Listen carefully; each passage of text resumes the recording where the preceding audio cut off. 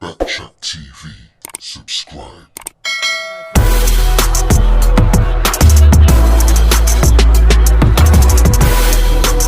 He has also talked about it.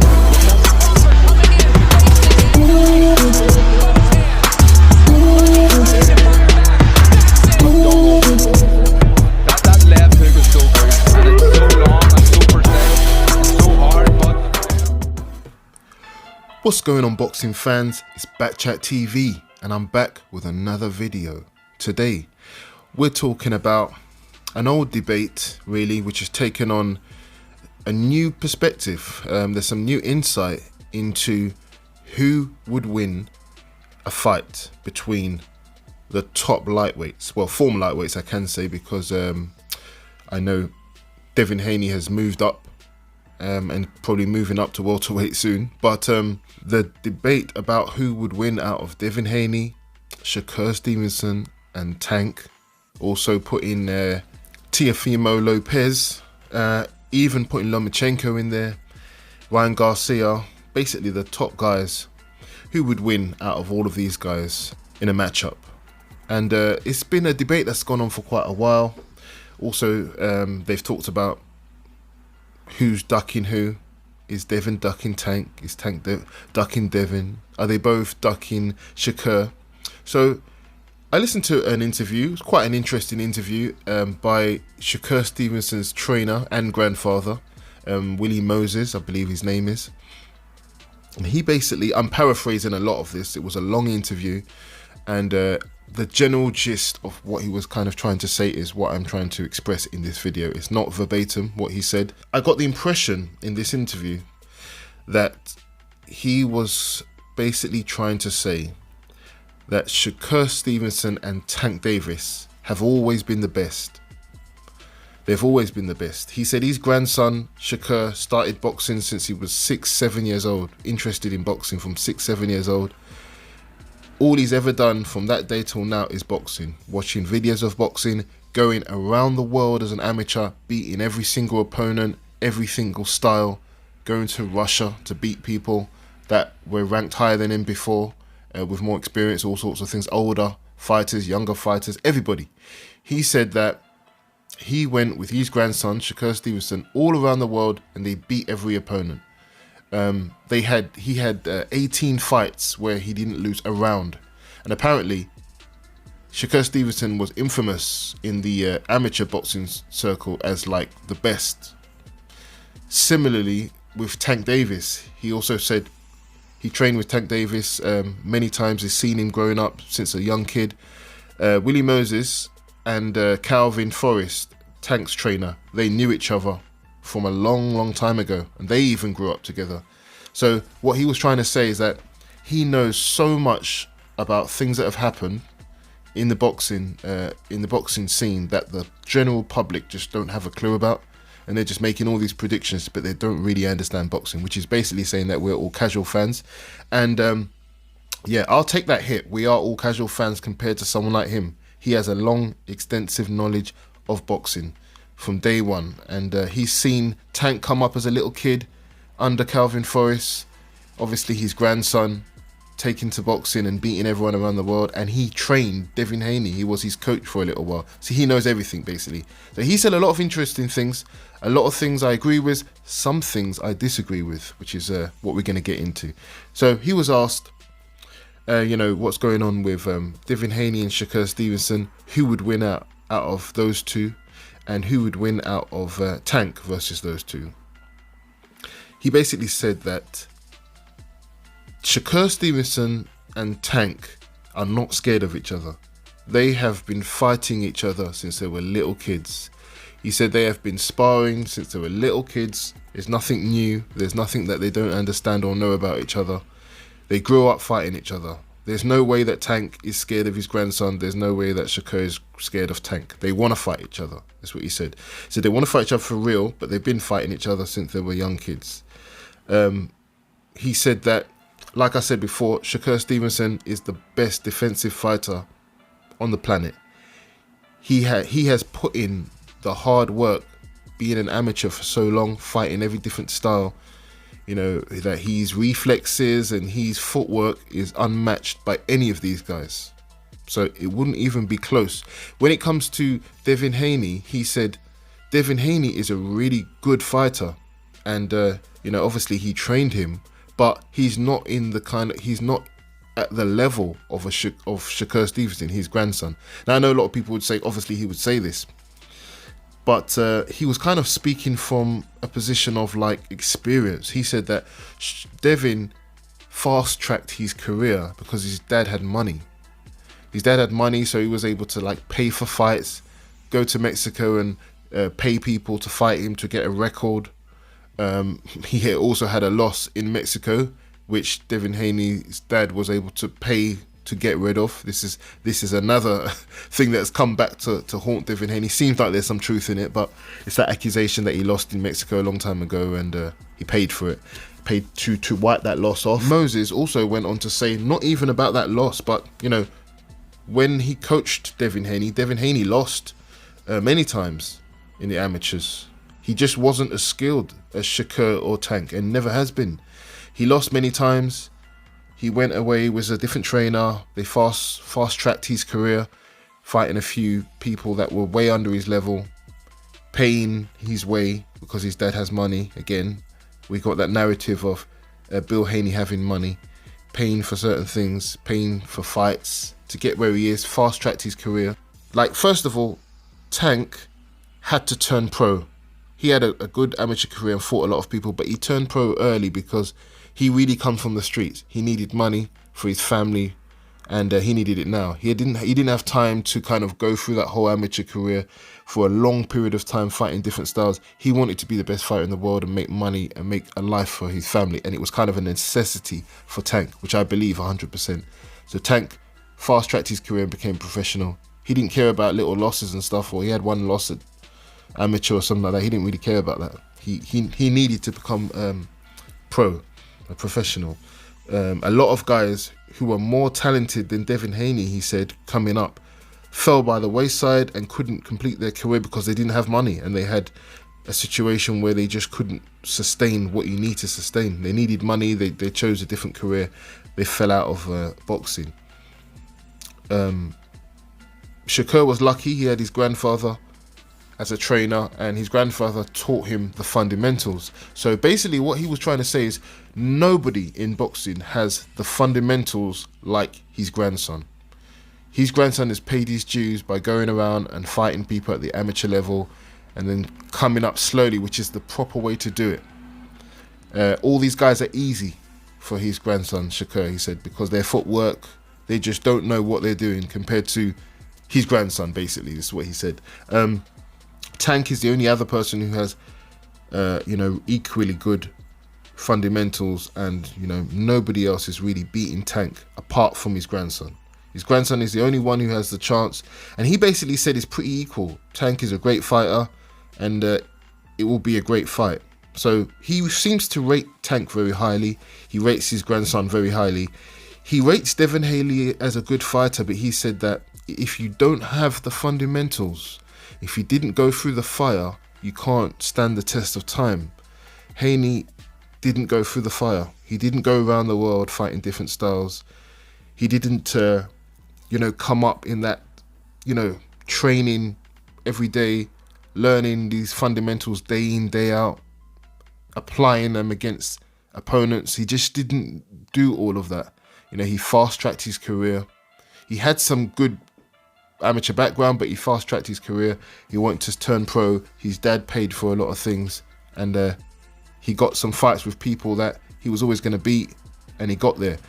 All these people like Regis Prograis and all these fights, which the interviewer was saying, but what about he's won all these fights? The grandfather was basically discrediting a lot of Devin Haney's opposition. He basically said Devin was always meant to beat these people. Devin Haney's a good fighter. He's a good fighter, but he's just not on the level of his son and Gervonta. That's the reason why he's dodging them. So he basically said that he's moved up a weight class so that he doesn't have to fight Shakur and Tank. But he wants to make it look as if, if they come to his weight class, because he is physically bigger than Shakur and Tank, then he'll fight them. But what that means is that he'll have a weight advantage.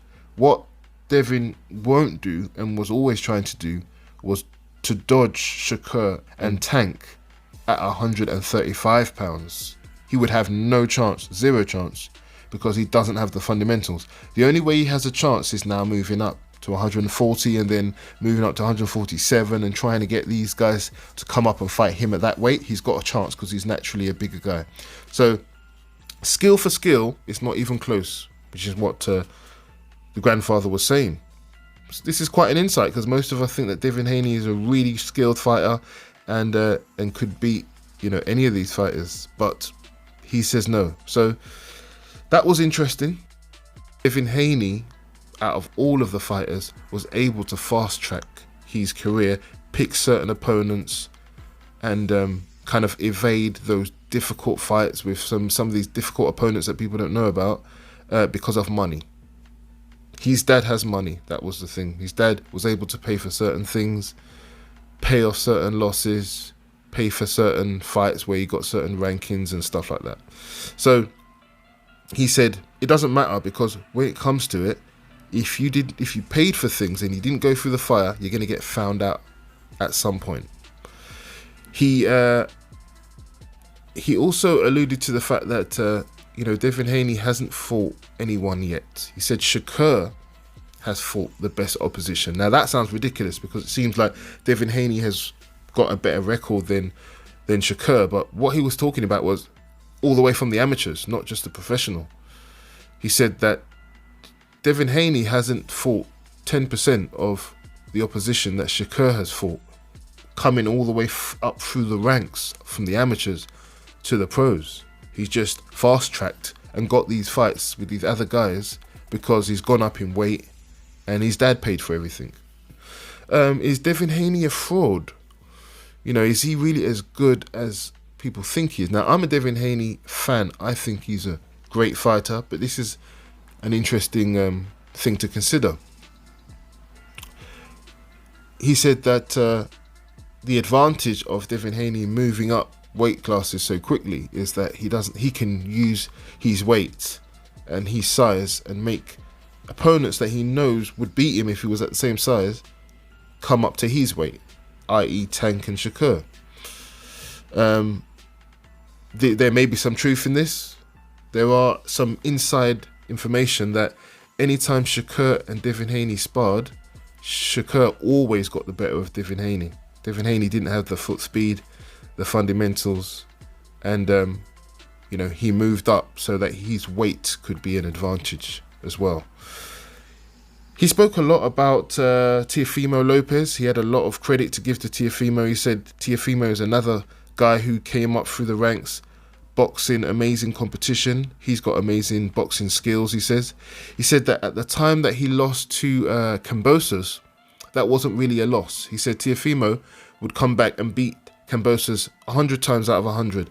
But at that particular time, he was going through a lot of personal things which a lot of people didn't know about. Apparently he had some kind of heart condition or some health condition to do with his heart or something, I heard. He also had some family issues, some financial issues. He was going through an issue with his wife. I think that's what he was referring to when he said family issues. And his dad was kind of showing him some different techniques, using the jab and things like that. And he was trying to basically move away from his boxing, which he's got amazing boxing skills, and kind of concentrate on kind of knocking people out, because he'd been knocking people out beforehand. So when he came up against Kambosos, it was just a terrible mixture of all those things and a bad performance. So in actual facts, he rates Teofimo Lopez just as high as he rates his son and Tank. And the general message was kind of like this, what I feel that he is right about the fundamentals. Shakur has grown up in the gym, and if you watch him against De Los Santos, where he also talks about that fight and why it was so bad, he said that Shakur hurt his hand, but not just his hand, his hand, his arm, and his shoulder, all on the same side, and he couldn't use that left hand at all. He didn't talk about it before, but his grandfather said he only had one hand, and he actually did amazing in that fight because he hardly got touched. The casual fans basically want to see contact and knockouts and things like that. But he said that the most defensive fighter who can judge distance, and has great defense and doesn't get tired. That's the fighter that's going to stand the test of time in the long run. The only thing that can kind of beat that is somebody who has amazing power and all those skills, which is someone like Tank. So he's basically putting Tank and Shakur up there as the best fight. He also puts Lopez in there. He says Lopez is just as good. They could all beat each other on their own day because they all went through, the test of time, the amateur career, learning their trade. He says Teofimo Lopez learned his trade from the beginning, and he has some of the best defense in boxing. So he puts him up there. It seems, and he talked about Lomachenko and all these people. He said you can't escape that amateur career. If you don't have it, you're going to fall apart somewhere along the line. Lomachenko, the same thing. Fundamentals, fighting over 300 amateur fights. That's why he's so good. That's why he's been able to move up so many weight classes, and that's why when he fought Devin Haney, the fight was so close. Devin Haney fell apart in a lot of the exchanges, and a lot of people think Lomachenko won, and it's because of that amateur background, those fundamentals, which he says Devin Haney kind of fast-tracked. The only reason why Devin Haney kind of came through that fight was probably just because he's naturally a bit bigger, and him moving up now, it's much easier for him to escape those people that are fundamentally sound that he knows will beat him at a lower weight, like Teofimo Lopez, Tank Davis and Shakur Stevenson. So at a higher weight, Devin Haney has no problems with the likes of Regis Prograis and all these type of people who have, slow footwork and all that stuff. He beats those all day. So that was interesting. Do I think he's right? I'm not sure. I think he's got a point, but I think he may be underestimating the difference between the amateurs and the pros. At the amateurs, a lot of the emphasis is on boxing, moving, judging distance, fighting in the pocket, and a lot of skills, getting out of the way, not getting hit. And if you do get hit, at the amateurs, you've got the headgear on and those gloves, bigger gloves and stuff like that. It's totally different. Like Tank Davis said to Shakur Stevenson, all that boxing that you're doing is great. What about when you get hit? Tank is saying in the professional game, there's no headgear. All that sparring we used to do as kids doesn't mean nothing. There's no headgear in the professional ranks, and it's the 8 ounce gloves. And you're going to feel my shots. It's not going to be the same as you getting away with all that boxing. And I think Tank has got a really big point when he talks about that. I would have to say I completely agree with Tank. Shakur to me is the best up and coming boxer. He even when I watched him in the De Los Santos fight, which everyone says was a stinker, which it was a stinker, if you just watch his movement, it's amazing. De Los Santos didn't touch him. He judges distance so well. You see he's got the fundamentals. He's never off balance. Although he was fighting with one hand, he was able to evade everything, and that's the fundamentals. He can do that in his sleep. He's been doing it since he was 6-7 years old. In the professional game, punching power matters because of the size of the gloves, and Devin Haney would have more chance at a higher weight now because he can use his weight advantage. So he wants Shakur to kind of rush his development and come up a weight class, his grandfather was kind of against this idea. He said, fight your own fight, don't rush to grow your body so that you can get a fight with Devin. If you can't make a fight with Devin at a weight which is comfortable for you, forget about the fight, it will come at some point. So that was interesting. Like I said, Devin Haney, I don't want to take anything away from what Devin Haney has done. Maybe he has fast-tracked his career a little bit, but look where he is. He's still got amazing fundamentals, and I feel like he's thrown himself in the fire in the professional game with no headgear, and he's been learning when it really counts. I think this is where it counts, at the professional level, not at the amateur level. I know personally in the UK some amateur fighters who were unbelievable amateurs, never beaten, never lost a round. When they made their when they came up to the pros, a lot of them got knocked out early, first, second round, and the reason was because of that power. With no headgear, it makes a big difference. With the 8 ounce gloves, it makes a big difference. Fighters are coming to hurt you. and Tank would be coming to hurt Shakur, you know, and it would only take him to land one of those punches for, you know, everything, all that boxing that Shakur can do to become kind of, you know, to go out the window. So, yes, I think that's a good point there that Tank made. I would have to agree with Tank more than Shakur's grandfather when it comes to, you know, what about when that punch lands. But if Shakur was fighting someone who didn't have the skills but just had punching power, then Shakur would beat them all day. This was kind of the argument. It seems to me that he's trying to say that he puts his grandson at the top, Tank being a close second, and Teofimo Lopez being third. He thinks that Lomachenko beat Devin Haney, so he probably puts Lomachenko fourth and Devin Haney fifth, under normal circumstances of them all being the same weight. So, interesting. I can't argue with that. Personally, I think Devin Haney is much better than that, and I think he's underestimating him, but that's just my opinion. He also threw Devin Haney's integrity into question because he said that somebody slapped him and took his sneakers. And Devin Haney basically didn't do anything about it. I think he said it was Erickson Lubin. I'd have to watch the interview again, but I think he said Erickson Lubin slapped him and took Devin Haney's sneakers. And Devin Haney basically was afraid and didn't do anything to this day. So I don't know about all these things, whether that's true or not. The whole story about Devin Haney's, Bill Haney paying for most of his things in his career, I'm sure it took place, you know, paying for fights, because early on a lot of these young guys couldn't get fights with people, and I'm sure the money helped. I'm not saying that, you know, Bill Haney has paid for his whole son's success. That is not true. That's definitely overstated. I think that there may be some truth in it. Bill Haney probably used his money to push his son ahead and get certain fights and maybe pay a few fighters to fight his son in Mexico and things like that. There's nothing wrong with it. I think he did that. End of the day, if you want success, you have to do what you can, and if you have money, you need to leverage it. Not in a way that is kind of like fake or unfair, but, you know, this is boxing. You need to get ahead any way you can.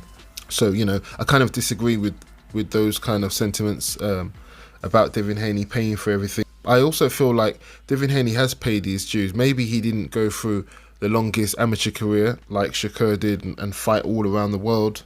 But I feel like he's learning on the job, and you can't argue with the people he has faced. Yes, he's moved up in weight, but he's made good fighters look really average, and you know, he's really going for it. Whereas Shakur Stevenson could have easily made that fight with Devin Haney. If Devin Haney is so easy to beat because he doesn't have the kind of fundamentals that Shakur has, why didn't he fight him? You know, I understand that the money was not what he wanted, and obviously you have to pay a lot of people, so you want to get the most money as possible. But I feel like Devin Haney has really gone for it. When he was an underdog, he took small money for the opportunity. He took the opportunity in Australia to get the belt from Kambosos. He took the opportunity against Lomachenko where he could have lost, and he took the opportunity moving up, fighting Prograis. He's clearly the person out here taking opportunities. Tank is not fighting any world champions or anyone who can really test his skill, and Shakur is turning down fights to be undisputed. So, you know, the proof is in the pudding. His grandfather could say all the things he wants, but the things that we can see, Devin Haney is out here trying to be a Hall of Famer, trying to be the best. You know, the others are just not really doing enough. I don't think they're scared of Devin at all, but they're just not doing enough. Look how many opportunities Tank has had to fight someone with a great name. He hasn't done that. Yes, he had a great marquee fight with Ryan Garcia, but since then, who is he calling out? Nobody. Shakur had a great opportunity to fight Devin. He didn't take it for whatever reason, something to do with the money. He thought he was worth more. How much is he worth now? You know, his stock has gone down since he had that bad performance, whether his arm was hurt or not. He had a bad performance. Top Rank probably don't want to renew his contract, which is why he's probably talking about retiring. You know, in this life, you get what you negotiate, not what you think you deserve. You know, so I feel like Shakur just needs to do better. Forget about the amateurs. and that if you think you're better than someone, then try and make the fight. I do believe Shakur wants to make the fight with Tank, but Tank probably thinks he's a much bigger name, and he doesn't want to fight a style like Shakur, because he knows what it's going to be. It's going to be boxing. It's going to be running. I don't think Tank wants that. He wants someone who's going to engage and going to make him look good. Shakur definitely won't make Tank look good. So that's probably the reason why that fight is not happening. I mean, call me biased, but with my own eyes, I think Devin Haney is the only one out here really trying to be great. You know, he wants to fight everybody.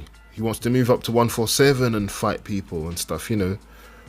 And I feel like that's just the way to be, you know. Tank, I don't feel like his mind is 100% on boxing. I feel like he wants to have the fights that make the most money. He gets into a lot of trouble outside of boxing. He doesn't fight as often as he should. You know, I don't think Tank is really looking for the best fights, just because I think he's that type of person who doesn't have the focus.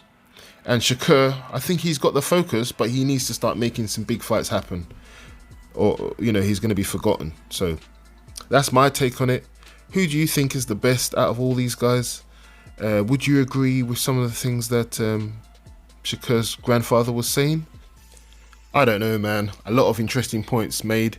Let me know what you think. Share, comment, and subscribe to the channel. I really want to hear your opinions, because I don't know who's telling the truth, and I don't know what would happen between any of these guys. I'm on to the next one. Guess who's back? Man, guess who's back? I said, guess who's